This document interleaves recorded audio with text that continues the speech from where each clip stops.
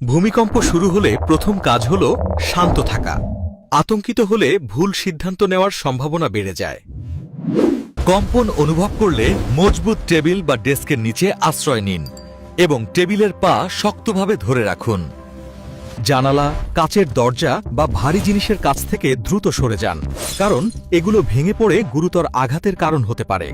মাথা ও ঘাড়কে হাত দিয়ে সুরক্ষিত রাখুন, কারণ ভূমিকম্পে সবচেয়ে বেশি আঘাত আসে ওপর থেকে পড়ে যাওয়া জিনিসের কারণে। ভূমিকম্পের সময় কখনোই লিফট ব্যবহার করবেন না, প্রয়োজনে সিঁড়ি ব্যবহার করুন।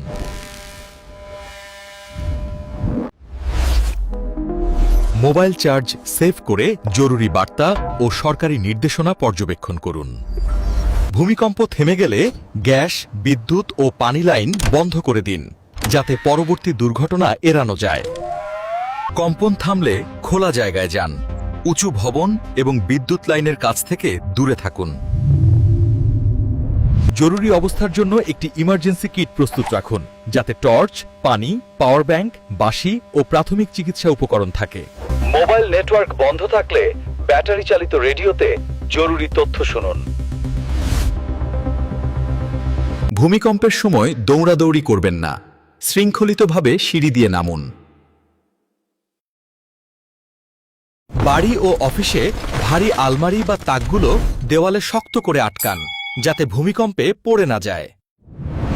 গাড়িতে থাকলে রাস্তায় থামুন এবং গাড়ির ভেতরে থাকুন। বাইরে পড়তে পারে এমন বস্তু থেকে দূরে থাকুন।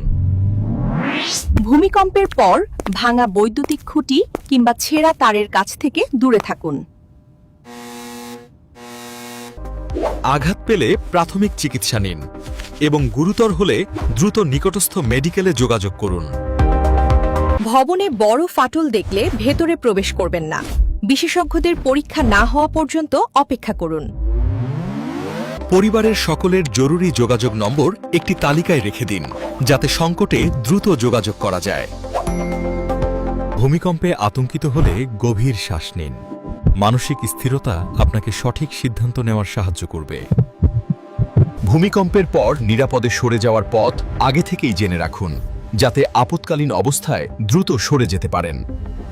যে কোনো বিপদের সময় সরকারি হেল্পলাইন নম্বরে যোগাযোগ করুন এবং যাচাই করা তথ্য ছাড়া গুজবে বিশ্বাস করবেন না।